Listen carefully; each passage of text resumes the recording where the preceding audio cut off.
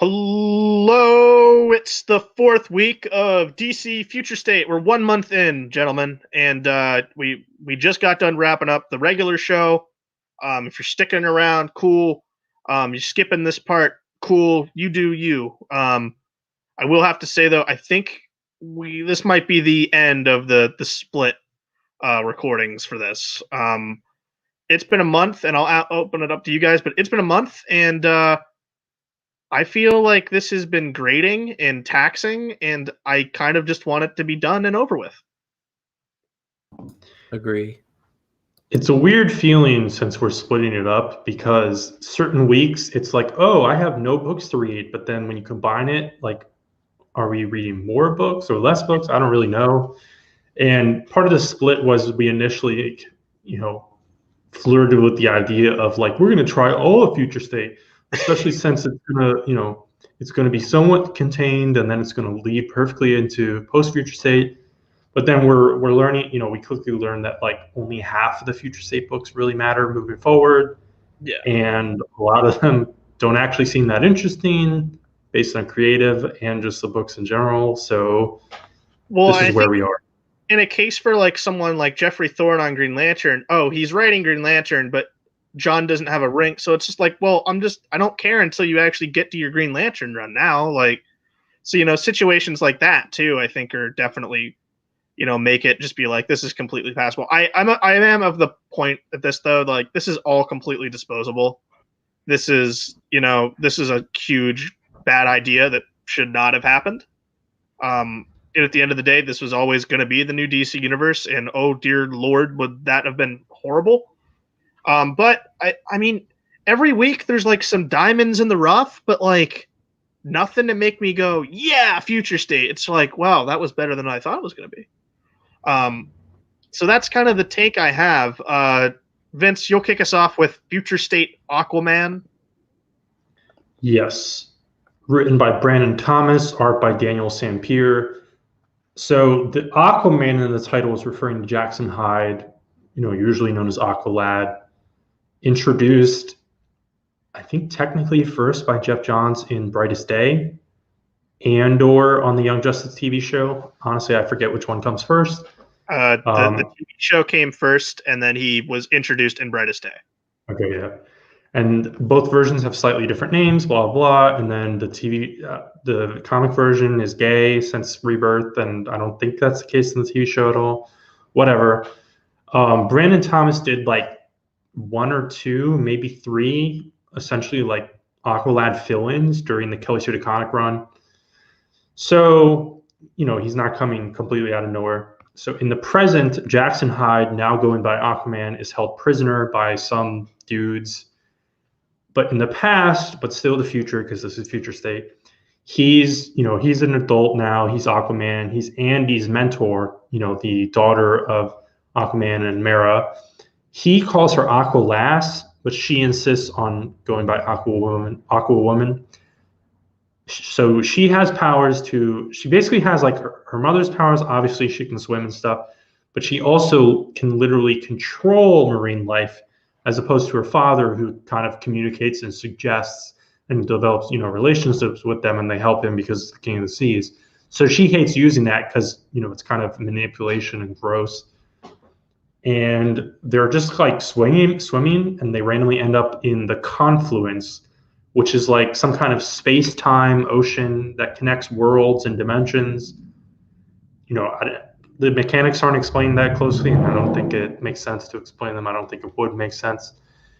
And they kind of just drift between these different worlds or dimensions or whatever, helping people out, doing Aquaman stuff. At a certain point, they get grabbed by this like big monster. It's kind of like one of those like mythological turtles where it's like a giant island and the island's on the turtle's back. And somehow in the process, they get separated, and Andy cuts off her own leg, which I don't understand at all. I'm sure it's explained later. And then back in the present with Aquaman chained up, he kind of breaks free of his chains, and Andy's coming to reunite with him. I don't know. This wasn't bad. I thought the art was solid. The art's actually pretty good in points, especially from the colorist. but obviously it is a jump forward, seeing Andy this much older, so suddenly, and then same thing with Aqualad, who like I'm not a huge fan of him as a character, but it was fine. Yeah, I liked the art a lot. Some of the splashes inside the ocean I thought were really good. And I know I've learned to like the Aqua Baby, Aqua Lass or daughter. I like Andy, so I mean, I liked her in that Justice League Future State one where she was Aquawoman. That was cool. So seeing her here, but like I don't know how this lines up with that. I can't remember if she had like a missing leg in Justice League, and I didn't care enough to go back and check. But whatever. I think she did, but Yeah, I think she might. I don't remember. like I said, like we're kind of over it. Can you tell we're kind of over Future State at this point? Um, but no, this was like good, but like once again, it's hard to talk about these books because I'm just like we're never seeing this again outside of like three things. So it's hard to like really write down a cohesive thought other than yeah I like that it was good. Other than like hopefully Brandon Thomas gets an Aquaman book after the second slate of releases here because I think he has a good grasp on the characters. I like his Jackson Hyde. Um, I like the dynamic they had, but I mean, yeah, like once again, this is one of the more disposable ones because like we know nothing from this is probably sticking around, and Aquaman doesn't even have a book in March. He would have to be one of the ones we hope gets a book later on down the line. Like Jim Lee has at least hinted that there is going to be more books revealed later on. Dan's going to talk about Future State Dark Detective #2. Yeah, so our next issue is Future State Dark Detective #2, written by Mariko Tamaki, art by Dan Mora, colors by Jordi Belair. Batman is tailing some teenagers that are being hunted by the Magistrate robots. Yep, Magistrate is back, people. Everyone's favorite Big Brother overarching government thing, whatever. And yeah, so Batman's kind of tailing these teenagers, and he steps in to save them. We then get a flashback to the day when Peacekeeper 01 believed that he killed Bruce Wayne by, I guess, like having him like jump off a pier and then shooting him in the water.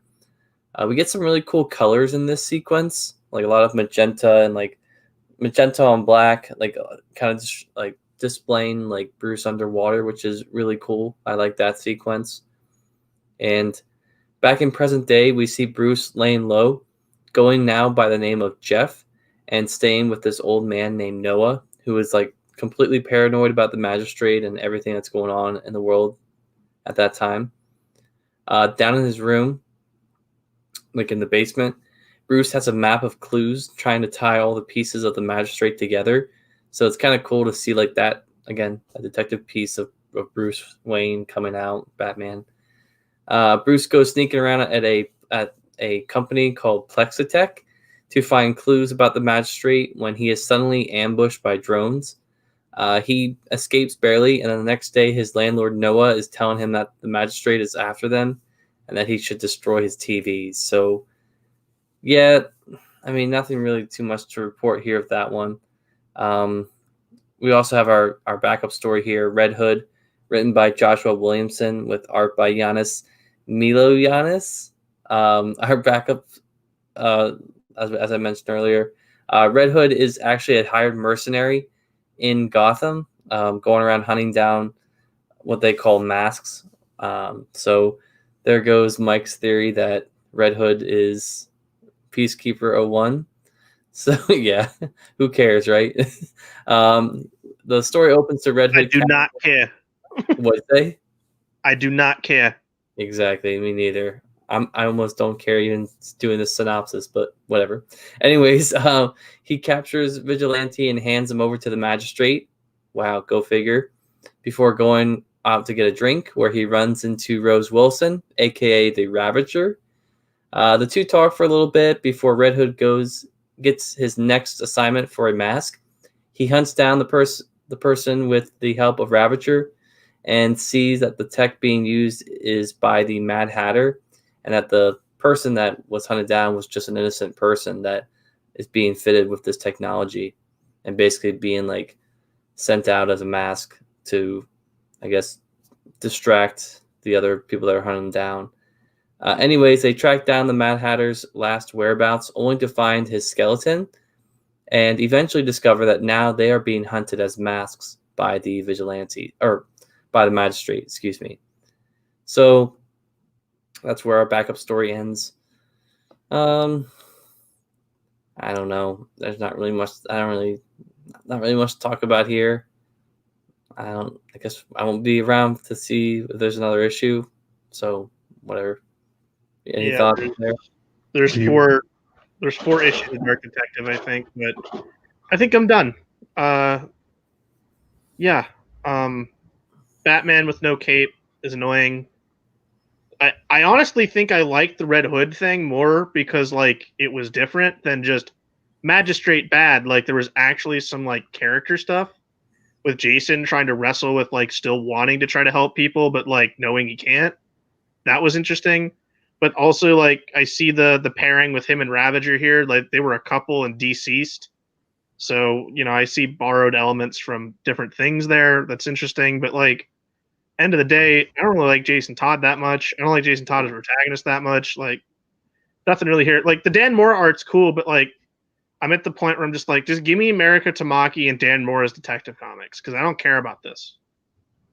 Yeah, the costume that Batman is wearing, I just like hate it. I don't care about the story with the magistrate and everything. I mean, all the art is good, like by Dan Moore, and particularly like a lot of pages, Jordi Belair is just amazing. And granted, like, you know, we might get some of that in the, you know, post Future State if Jordi Belair is even coloring it, who knows? But the smallest thing is that I guess this future timeline, we do get some interesting coloring because of the neon and things like that. Yeah, because it's Blade Runner future. Yeah, but other than like seeing the art, like flipping through it, I don't care about the main story. And yeah, same thing. I'm not a huge Red Hood fan. I was not aware that he and Rose have a relationship when deceased.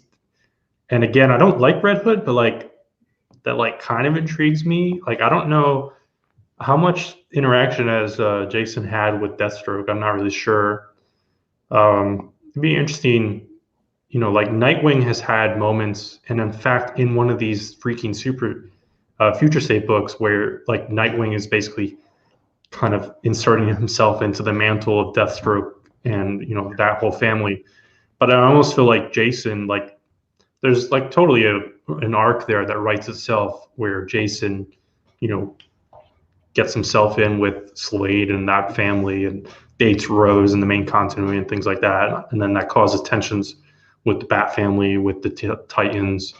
Yeah. I'm surprised they haven't, you know, done that in the main continuity. And the art in the backup is interesting as well. Though I think the art is really fun and unique, and it's cool to see this in a DC book. But he just draws Rose's face like a little too long, and I don't really like specifically how Rose's face is drawn.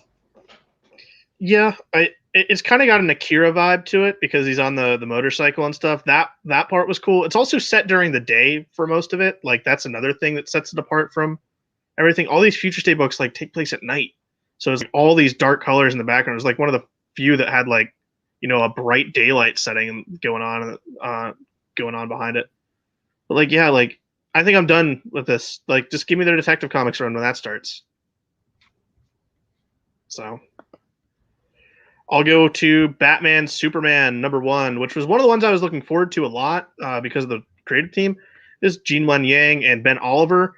Like I said, I'm a big Gene Luen Yang fan, as he writes a terrific Superman. So getting to see him work with the world's finest was right up my alley. And Vince, turn off your mic because I can hear you breathing in through it. All right, where was I? Yeah, he writes a great Superman. So yeah, I mean, he's going to deliver a quality comic book, and that's this. I enjoyed it. This is like said to be the last team up between Clark Kent and Bruce Wayne before whatever A-Day was called. I've seen that reference here, or like the full Magistrate takeover. There's already like semi-takeover here in Gotham.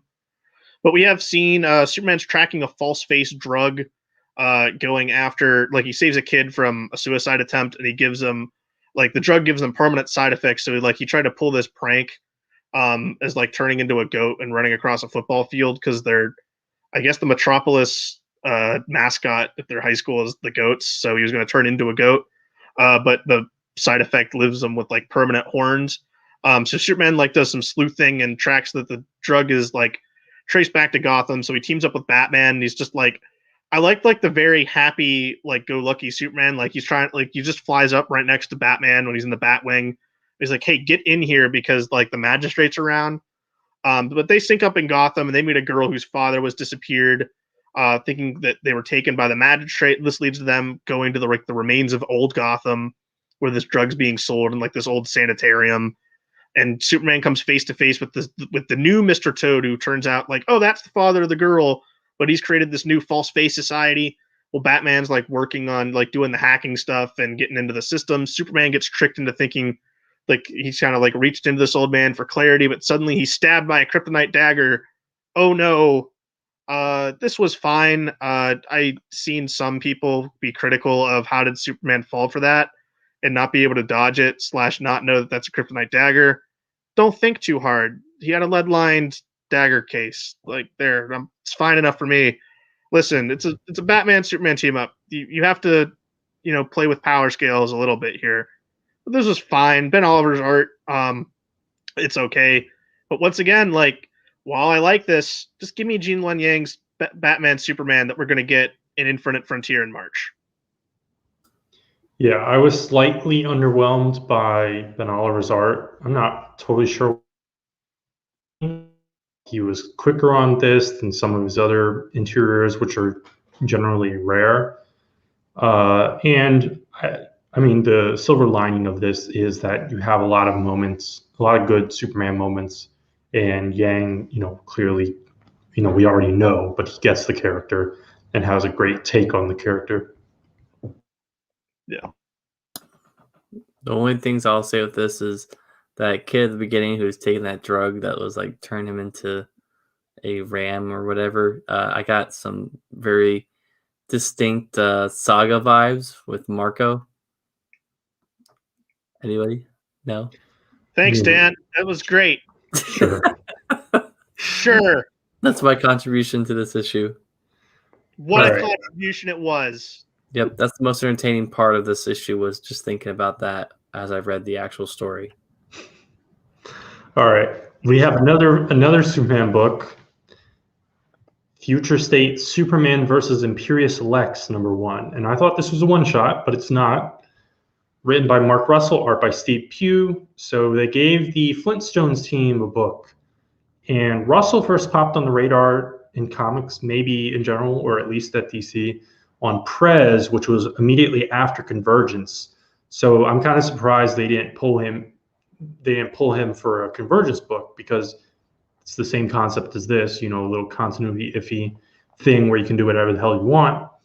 So here, I have no idea how this lines up with any of the other books. I don't think it does remotely. The United Planets are meeting. Lois Lane is the rep for Earth. Hawkman is there, representing Thanagar. There's a funny little like jar of sand. But Lex, in the future, owns his own planet, Lexor. There's a quick 40 Cakes reference, classic Silver Age Superman moment, super dickery, that kind of stuff. Then Superman shows up, and he's got like, graying hair. He's in a really stupid costume without the trunks. He shows up to explain Lex Luthor's authoritarian rule and his robot armies that kill and steal from other planets. But actually, it turns out that Superman has already disabled the robots, destroyed the factory, and therefore the entire planet's economy and the livelihoods of everyone who lives there. So, he did it to prevent Lex from like subjugating and stealing from other planets, but he also like totally fucked up this planet. So actually, Superman convinces Lois to change her mind, and Lexor is going to be accepted membership in the United Planets, and Lois is going to go help out and kind of be the like liaison for them. And obviously, it's Mark Russell, so you have to consider parallels and commentary and things like that. Like My take was it's kind of reminiscent of, say, like the UN trying to dismantle and or later on or at the same time help out developing countries with dictators and things like that. Think of like Iraq, uh, things like that. And it's pretty interesting. Again, Superman has a bad costume. Do you just hate any Superman costume that's not the standard Superman costume? Because you bitch about any type of weird like change to it a lot. If it doesn't have trunks, I don't respect it. And I don't think it's not just Superman. Just like don't fuck with costumes. Honestly, I think the part that's worse about that costume is like the inner like thigh parts are like a lighter shade of blue. That just looks awful. Like I don't know who thought that was a good stylistic choice either. It looks really weird. I liked the gray hair. I don't mind the cape, the clip cape thing. I like that design when done well. That I'm fine with. Like I don't know, it looked like a Superman suit to me. I didn't have a big problem with it, but I did like this issue. I actually like this issue a lot. Mostly because it was Mark Russell writing Superman. I'd already seen him write a good Superman in his work on Wonder Twins. He showed up a few times in there, and obviously you're going to have the social commentary, the social political commentary out of Mark Russell book, and that's why I like this. I'll probably stick around the second one for this because I liked it with that. But this was my highlight this week. Yeah, nothing else. I'll go into Suicide Squad. Yeah. Okay. Suicide Squad, Future State Suicide Squad. Number 1. I'm not at this point. Robbie Thompson, Javier Fernandez. So Connor Kent is now the leader of the Justice Squad, posing as Superman, while like there's other characters posing as members of the JLA. So you have like a Clayface number whatever, like they do like there is a number assigned to this one, but I can't. I think it's like 8 or something. I think that might even be like a joke because I don't remember if there's actually 8 Clayfaces. But he's like posing as Martian Manhunter. Hypnotic Woman is like posing as Wonder Woman. Talon is Batman. The Fisherman is Aquaman, and the former Teen Titan Bolt is now the Flash. So they're under like the influence, of course, of Amanda Waller, as this is her new task force, and they fight to get rid of like Brainiac and Mongol and Sinestro. I'm sorry, Mongal and Sinestro. Talon's head gets blown off because he defies orders, and like Connor has like these inner conflicts with Waller, and he wants more control of the team, but he's like threatened with the use of the crime syndicate from Earth 3, and this is like the new crime syndicate we saw teased like in previews for March. And even like get a cliff note thing there saying, hey, we're going to find out more about this Earth 3 syndicate in March. It's like, oh, great. And we also get a note here saying, well, like, yeah, we get a note there saying that. In the background, though, Peacemaker is making plans to take down the Justice Squad with like these other villains, but they're like kind of sick, old, and dying. So like Black Manta just like dies. And then like the big twist here is like, oh, that's what you get for possibly, changing worlds. Like, so the big twist is like this is Earth 3, and Peacemaker has brought this team to like abduct Amanda Waller. So that's the most kind of that's interesting here. Like, okay, this is the most outside of Future State thing because it's not even taking place on like the same Earth, and I really want to know what's going on with that because I think Robbie Thompson is writing the new Suicide Squad ongoing March that will be like heavily starring Peacemaker. So, and I will be checking that one out in March because I want to see what they do with that. And then I'm wondering if this is now a lead into that. And then the backup story is Black Adam by Jeremy Adams and Fernando Passarin. And then once again with the weirdness, this is just a full out JLA 1 million story. The golden Superman Prime is killed by like the 7 deadly sins as they've been reawakened by Vandal Savage. And Wonder Woman goes to Black Adam to help him, and like the JLA, of course, get corrupted by the forces of the sins. So Black Adam, who's like more peaceful now, he's also struck up a relationship with Wonder Woman. We get the reveal here that the Wonder Woman's pregnant with Black Adam and his child. And then like so they're like trying to run away. They get to like a bunker thing, and as like the Justice League's crashing through, Gold Beetle shows up, also crashing the wall, saying, "Hey, come with me if you want to live. We can save everyone." Okay, like once again, literal zilch to do with Future State, but oddly enough, I'm cool. Like this is weird, but I like it because it's JLA 1 million. I'm familiar with JLA 1 million. And that, like, I honestly, like, I liked this more because, like, hey, I remember that alternate thing. That's kind of a fun thing to play around with. While, Future State has been much more of, not as fun for us. And then I was the only one who read this. So that was it for the Future State books this week. This is consistently not a very long segment to review because there isn't a lot to say.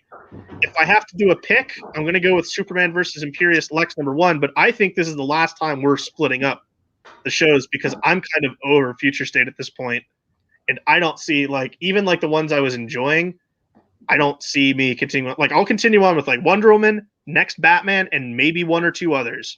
I don't care until March. Yeah, my pick would be the same, and I've already said pretty much feel the same way on Future State overall. I will say Black Adam and Wonder Woman pairing kind of sus, but again, alternate future, different continuity, whatever. Yeah, I mean, I just can't wait to look forward to the future when we don't have to read these books anymore.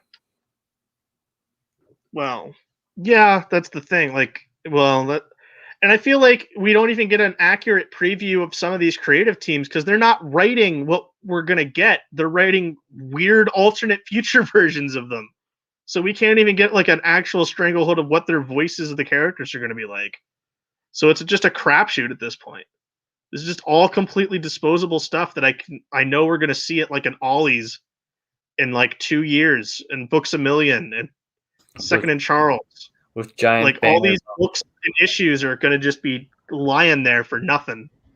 Well, yeah, I have no idea how they're going to collect these. Maybe there are like trade solicitations out already, but like from the graphic novel shelf CD collector angle, this is potentially a nightmare as well because for the one or two things that are actually marginally relevant to post Future State books, like say Superman or Worlds at War, am I going to have to pay like $30 for this like 300-page book because it's full of all the Black Racer and Mr. Miracle backups that I don't care about?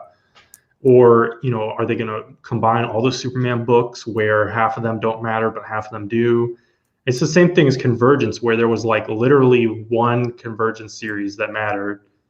I mean, maybe like two, I'm blanking on it, but obviously the Superman one, and then like they only collected that, with like 4 other series with no connection. Didn't put in the Lois and Clark book. Like ideally, the Kennedy Johnson stories from Superman Worlds of War would be separate or with his first Superman collection. Who knows? We might just have to wait until DC, settles it all out with proper collections 50 years from now. Listen, if you're paying $8.99 for your Superman Worlds of War #1, I feel sad for you because that book is going to be in a 50-cent bin within the end of the year. You look at the mass amount of unsold stock of Future State and the unsold stock of Death Metal. This is all going to be fire kindling or grab bag books. That's what it's going to be. I'm sorry, guys. I don't want to be that harsh, but that's where we're at with Future State, and that's the show. So, until next week, I think we're just going to do a regular. We only got one recording to do next week, but as always, stay safe out there. Until next time, adios.